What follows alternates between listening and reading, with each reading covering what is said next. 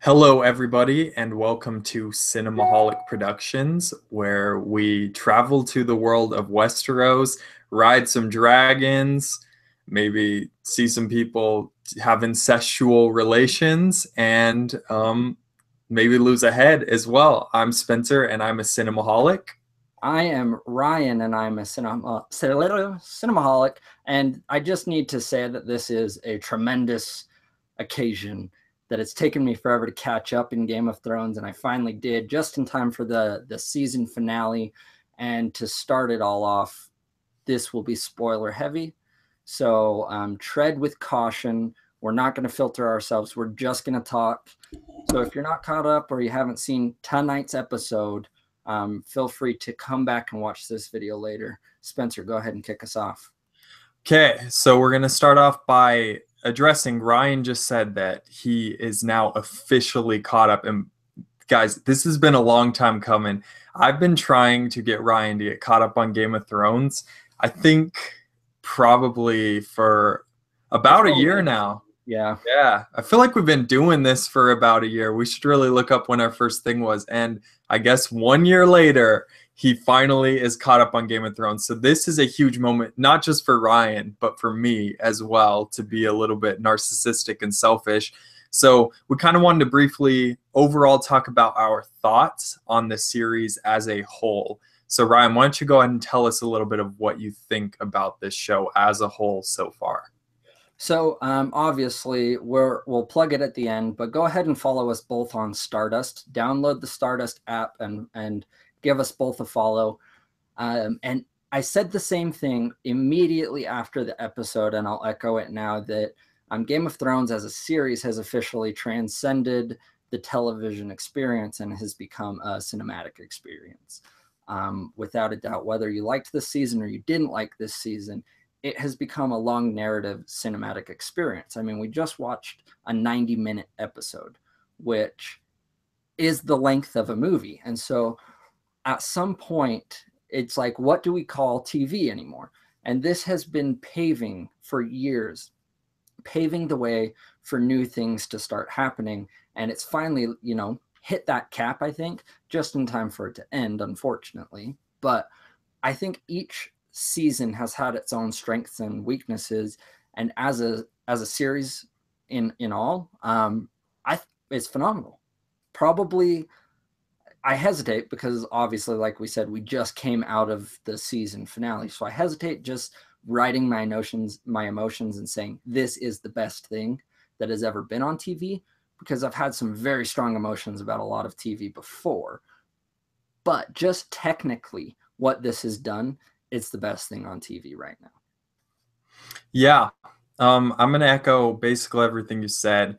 What I will say is that for me personally, this has been the weakest season of the series so far. And we'll get a little bit more into that. Let's start off by talking about tonight's episode. So titled The Dragon and the Wolf. And I think that can allude to three things. I think first of all, it obviously alludes to Jon Snow and Daenerys Targaryen, who Jon Snow kind of represents the Stark and embodies the Stark ideals, versus Daenerys embodies the Targaryen ideals and kind of, represents them. But it could also be Jon Snow, who is both the meeting, basically, of the dragon and the wolf. And it could also mean Rhaegar Targaryen and Lyanna Stark. So it has different meanings. I really like that, how the title of the episode has that much kind of like of a punch to it. It's really cool how they were able to kind of pull that one off. And overall, I did like this episode. I think that this was a very well done episode tonight, especially compared to last week's, which if you are friends with me on Facebook or you've spoken to me within the last week, I'm pretty vocally upset with how last week's episode went down. But this episode as a whole was just a lot better to me. I think it was very solid. I still think the plan with the whole White Walker thing is the dumbest plan in the history of plans on Game of Thrones. But I do like how that whole entire confrontation went down with them. I especially like the stuff that took place in the North in the show without spoiling anything too much. Well, I guess we're spoiling things. We're going. So, yeah, the whole Littlefinger scene, awesome. Totally love that. And I almost peed my pants with the whole Jaime Lannister scene. I thought he was going to bite the dust, and that was kind of nerve wracking. And there were tons of tense moments in the episode. But overall, I think that this was a really strong episode. I'm really like happy with how the season wrapped up. Do you have anything to add on any of those comments, Ryan? No, I agree 100% with all of that stuff. If we want to go back, and I'll start from the beginning of what you said, I do agree with the title. That was perfectly executed, because the whole time I was thinking, obviously, that it was talking about Daenerys and Jon. But I loved how much it was able to then expound upon that in the three ways that you stated. Because up to this point, it's been, I don't even want to say it's been said that Jon is who we found out he is today. But it's definitely heavily been implied and hinted. But until today's episode, they never right out said it. And they showed it and they explained it all, which gave it the triple meaning of he does have the ideals of a Stark, but he obviously isn't a Stark. But likewise, we see his parents, which are the wolf and the dragon, which is such a great parallel. And I love that Game of Thrones in all has been able to play with that kind of stuff of everyone's always so worried about their house and what their house has done before and conquering in the future.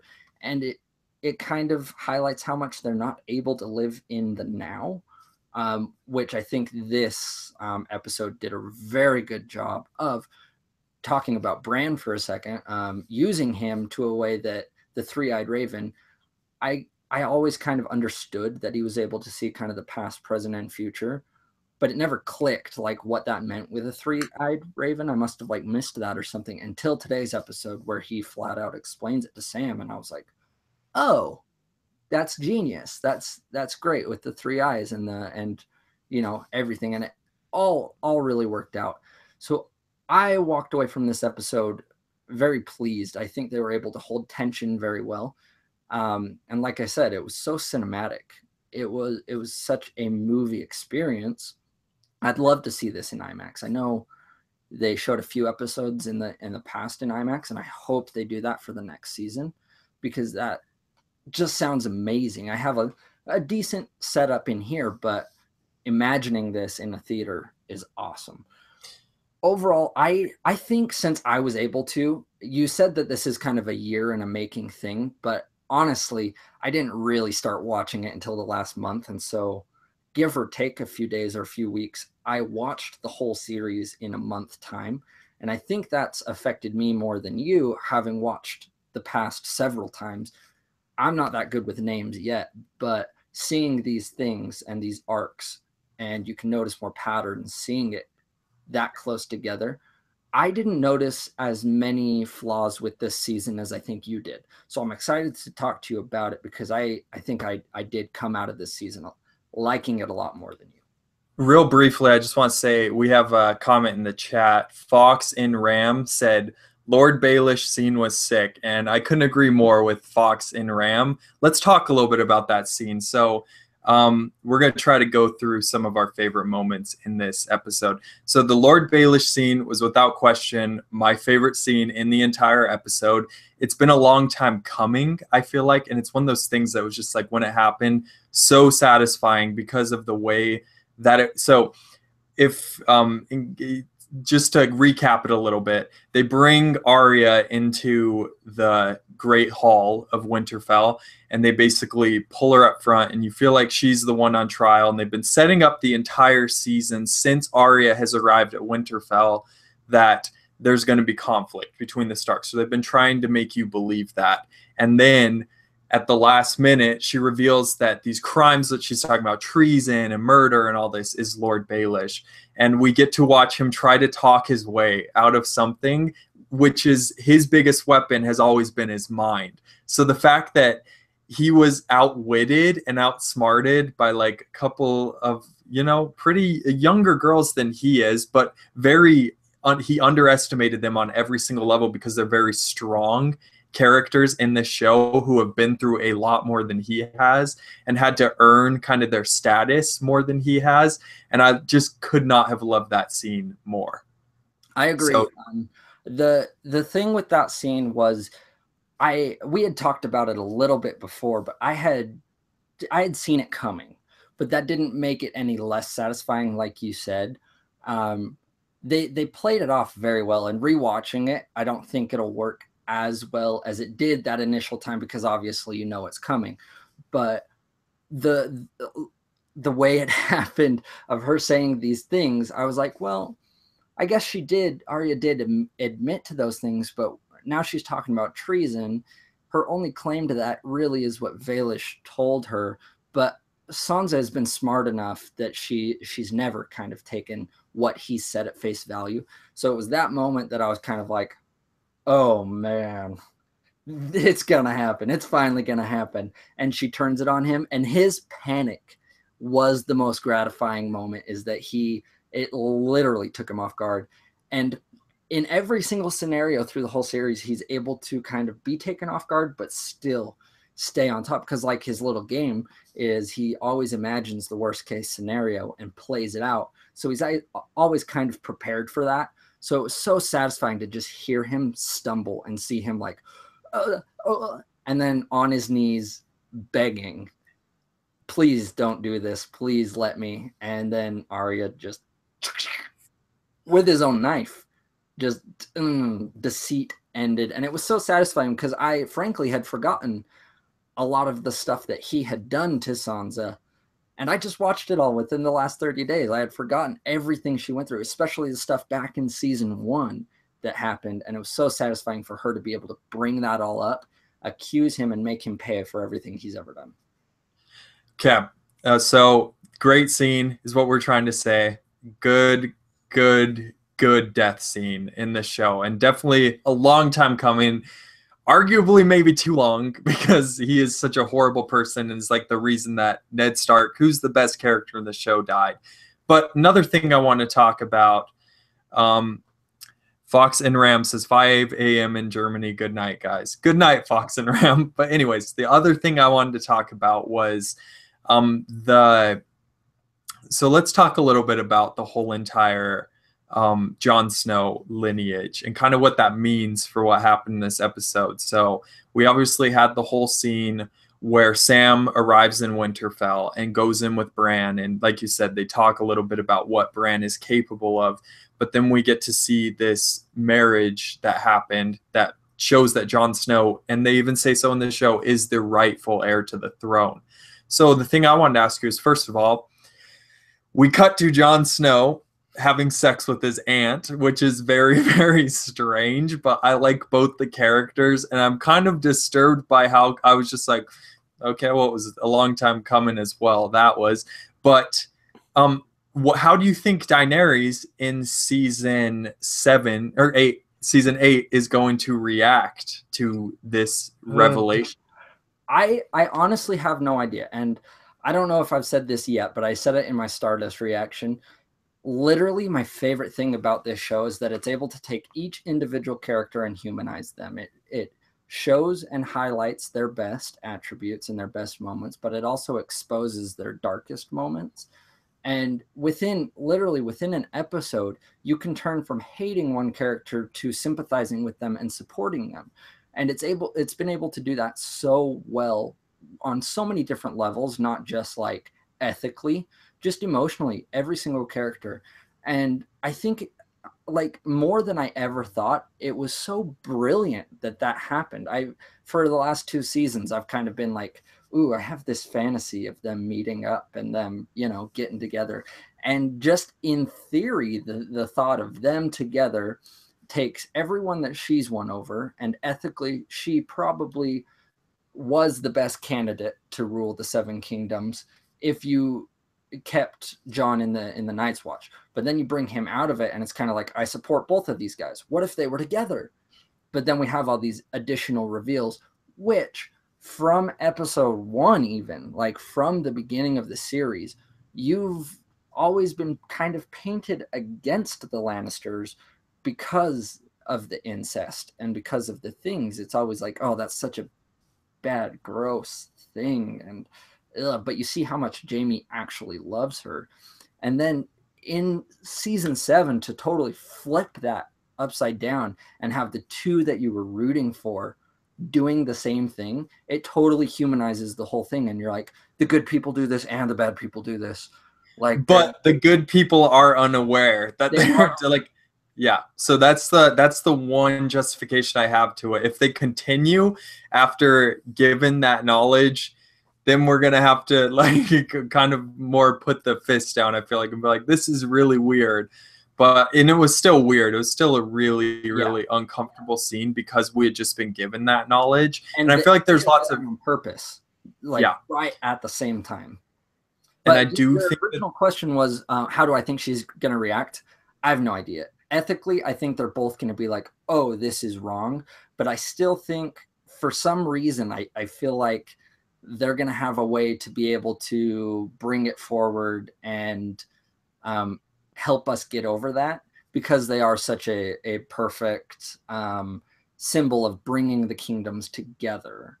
I stand by, I thought Daenerys was going to die in this episode. I'm glad I was wrong, but I still have this unsure feeling that I think in the next season she's going to end up dying so that he can rightfully rule the kingdoms. I think he's going to die. I don't think she's going to die.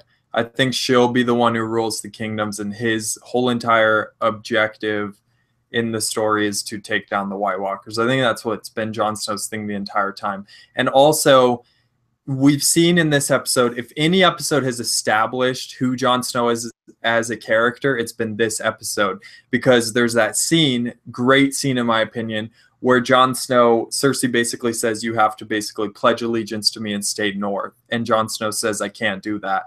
And then people say, why didn't you just lie to her? And he basically pulls the Ned Stark quote and, cloak out and says, you know what, because honor's everything. And if we're honest with each other, then we can trust each other. And you have to be honest with it. And he goes on this big speech about honesty. So I feel like he will keep his word of bending the knee to Daenerys, and he will, as he's always been since like season 5, he'll be adamant about taking down the threat of the White Walkers. And I think that that's just like kind of how his character is. And I think I'm more curious to see how they're going to address the romantic relationship between the two and how that tension will go. I'm also really curious to see how it goes down between Cersei and Jaime, because we had that scene where Jaime leaves to keep his word and his honor by going and supporting the people who he pledged he would go fight with. And I think that that's the greatest part about this episode, is not a whole ton of action happened, but a ton of character development and a ton of moments between characters who have been close before either get closer or get more split apart. And I think that that was a really cool contrast that we had between each of these people in the episode. I agree. So you think he's going to go and join the soldiers in fighting? Who, Jaime? Yeah. Yeah, I think he's going to take the army and go north. Okay. Because I was actually a little unsure about that. I felt like they kind of left it open on purpose. Because I could see it going either way. Leaving. What? Wasn't he leaving King's Landing? It looked like he was leaving. So I think the question is, where is he going? Is he going to A, join his brother, or B, go fight with the army? Either way, I think it's the same. It's one and the same, right? He's taking the army to go up with them, to meet them in the north to take down the White Walkers. So what do you think his thought process is with that? Do you think he's going just to serve her and just to fight? Or do you think he is subconsciously had that shift and he's now against Cersei? I think it's a bit of both. I think that they've been setting up the divide between Jaime and Cersei this entire season. I think that's just been something they've set up basically since the first episode. And he before was talking about how important it was to keep his word That was the one thing he mentioned a lot, is like his word and his honor, and he had to go keep his word and help fight them in the north. And it could be tied to Brienne. We don't even know. Like, it could be all these different things. Right. But I think more it's just Jaime trying to like acknowledge his honor as well as a soldier. And I think that that's ultimately what's going to go down, is Cersei's going to be left with nothing. And then who knows how she'll react to this type of a situation. But one thing we haven't even talked about is that ending scene. So we should probably go ahead and talk about that one. First thing I want to ask you is, I feel like they didn't show Tormund die, so I don't think he's dead. Do you? Remind me who Tormund is.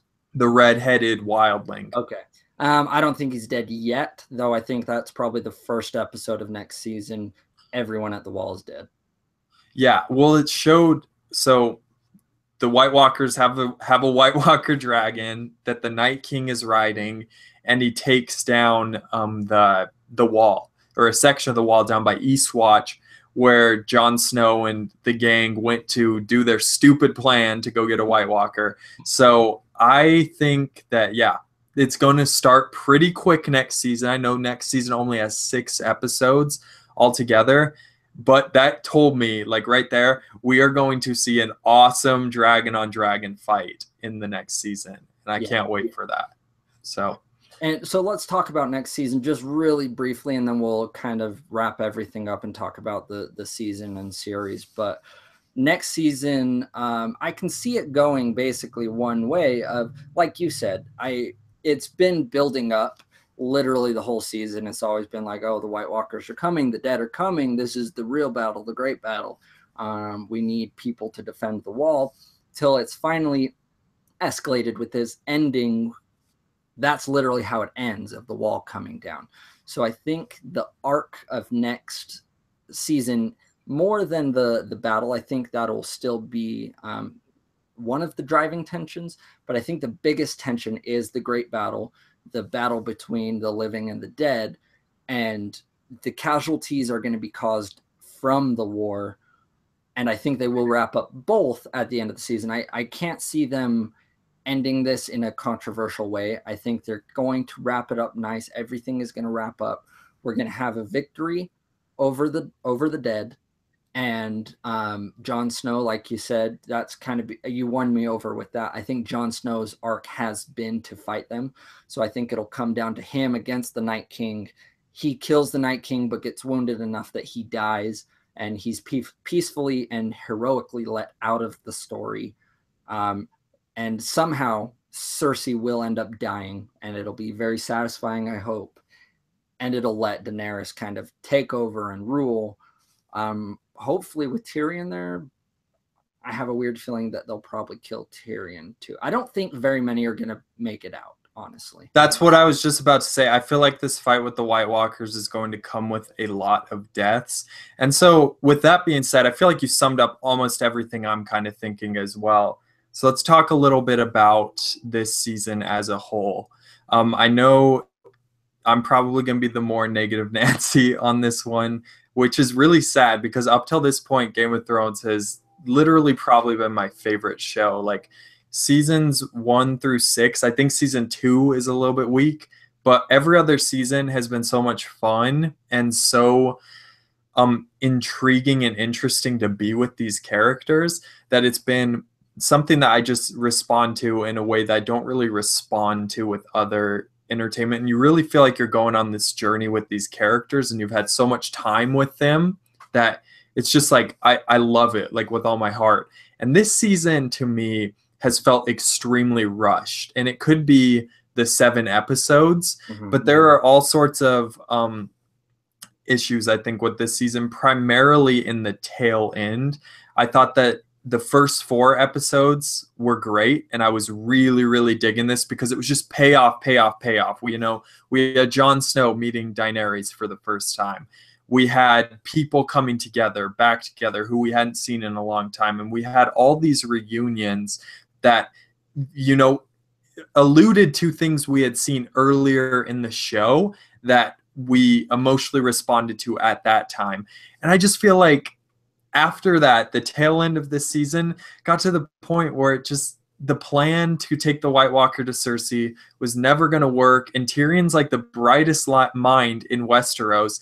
And for some reason, he thought that this stupid idea was going to work. Looks like Ryan's showing off his shirt. Go ahead and show us, Ryan. Okay. I drink and I know things. That's There we Tyrion. go. Yep, Tyrion quote. And like, even though he drinks a lot and is a bumbling drunk at some points, he is like the smartest dude, and he's like the most brilliant mind, and he had the idea to try to reason with Cersei.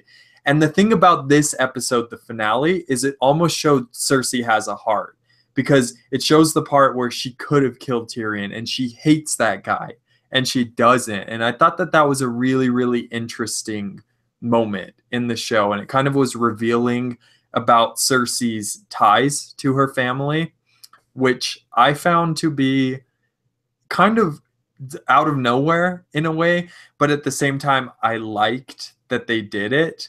But it's just like, I don't see the character of Cersei that we've known from season 1 on to season 7 to be the type of person who just be like, all of a sudden, oh yeah, you know what, forget it, you're the reason in my mind that my kids died, but I'm just going to forgive you anyway.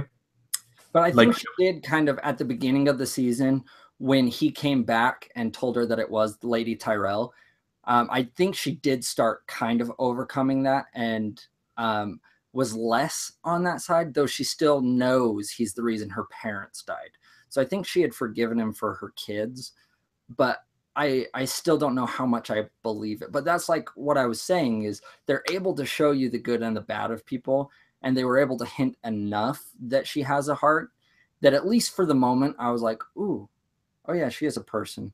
Like, as weird as that is, I still hate her. Go ahead and finish your thought, and then I have a theory that I want to throw at you. I don't really have many more thoughts. It's just more, yeah, that this season to me has felt a little bit rushed in the tail end. I thought that penultimate episode, the Beyond the Wall one, was just horribly underwhelming and had so many plot holes. And like I said, the plan was just so stupid. It was never going to work, and it didn't work. Like, she convinced everybody that it worked. And I guess in a way it convinced Jaime, which is a good thing. And maybe that's what Tyrion was going for the entire time. But they didn't do a good job of translating that. I didn't think, like, there was no point where Jaime or Tyrion like kind of hinted that his whole entire plan was to convince Jaime. And maybe it was that he thought he could convince Cersei. But I don't know. So as a whole this season, I've loved moments of it. There have been individual moments that have been incredible in my opinion, but ultimately I found this to probably be my least favorite season of the show so far. So what's your theory? Well, I think that the whole point was to convince Jaime, because Tyrion wasn't aware of the issues that we were aware of, the tension growing between Cersei and Jaime. And so I think he really did think they were a lot closer and that he could convince her more than he was able to. And so I think it did work in that sense. But for me, it kind of did. Like, I heard your issues with the last episode, and more to it than seeing those. I think the whole point of that was literally to even the playing field and get the White Walkers the dragon. They could have been smarter at figuring out a way to convince Cersei and Jaime, but they needed that crazy plan to happen so the White Walkers could get the dragon to even the playing field, so it was more suspenseful in the next season. I agree. I just thought it was a very sloppy way to get that dragon, because they could have come up with a better idea than that. And I don't know if that's a plan for George R.R. Martin's books, but if it is, I think that like, he's smarter than that, and I hope that he takes a completely different route with it. So here's to hoping. So here's my theory, just really quick, and it's not really a theory, it's kind of everything we just talked about. But I just, as we were talking, had this idea, and I had this idea while I was watching the episode. There's been a lot of instances where they've actually like really shown us. You know, we've had the instance where we had to watch in the first season Daenerys and Aquaman, what's his name, where he essentially rapes her, but she gets pregnant. And then we've seen several times where people have had sex and they've gotten pregnant on the first time. And when Daenerys and Jon were having sex, I had this weird thought of like, abstinence, you idiots. Like, she's going to get pregnant. But I think that might be actually the thing that's going to pay off is the whole time they didn't know what they were doing. They didn't know it was incest. And but that doesn't change the fact that she can or can't get pregnant. So I think that's going to be the official way of sending off Jon Snow and killing him, but still giving her the credit because she's holding the son of the heir. And so she then becomes the mother queen with the rightful king, and he gives birth and starts the new reign. Well, that's exactly what I think is going to happen. So that's actually interesting because I think Jon Snow's going to die in the war, and then his heir is going to. The whole thing with this season has been her saying, "Oh, I'm not able to have a kid to have an heir to the throne," right? And they've been setting that up. They've been really pounding that in a lot this season. And then Jon Snow has the moment where he's like, "Who told you that?" And then she's like, "The witch," and he's like, "Is she a very credible source?" Like, obviously bigger planting, and I felt it in the moment, and then I had kind of, they move on so quickly, and I think that was their intention, so that it's more of kind of a surprise, but they planted it.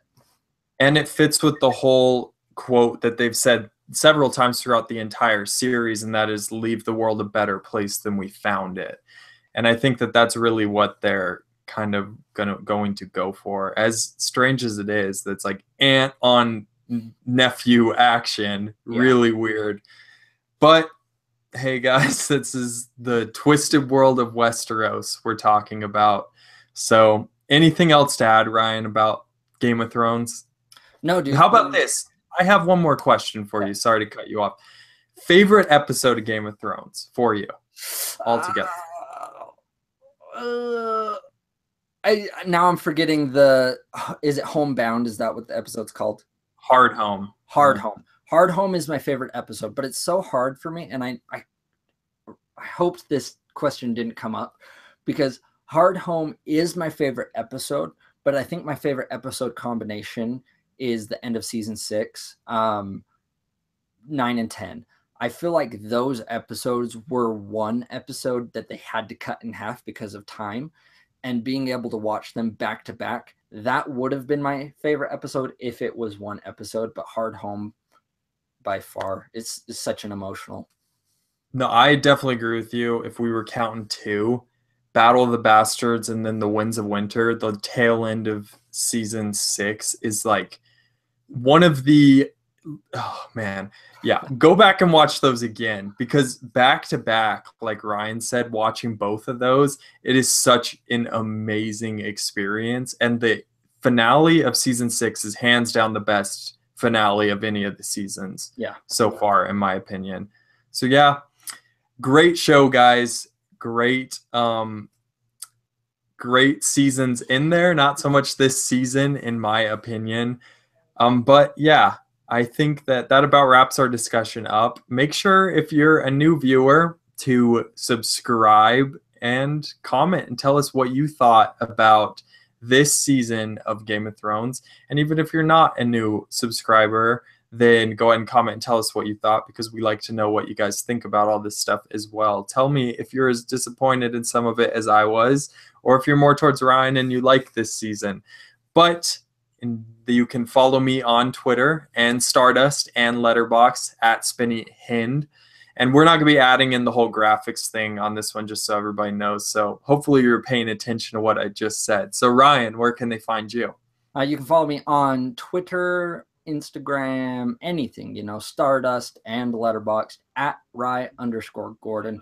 Like you said, make sure to subscribe here and for sure on Stardust, because in a few days, this Thursday, I'll be heading to Colorado, and me and Spence are going to be doing the Telluride Film Festival, and we're going to be covering the Oscar buzz at its finest, at its earliest. So follow us so that you guys can have that ride with us. And on Stardust, we'll be posting immediate reactions And then we've got you've probably noticed a few updates we've kind of been having. We've added Bella, we changed the intro, we've got the new layout of the channel. Check that out. Huge shout out to Cody Buckner, who's been doing the graphic design for us and helping us do the updates. But we've got more stuff coming, so make sure to stay tuned this weekend for all the Telluride updates. Yeah, well, Ryan's right. We have a ton of awesome stuff coming up for you guys that we will keep you posted on. Make sure to, stay tuned for Telluride coverage this weekend. And thank you all for watching. And until next time, bye.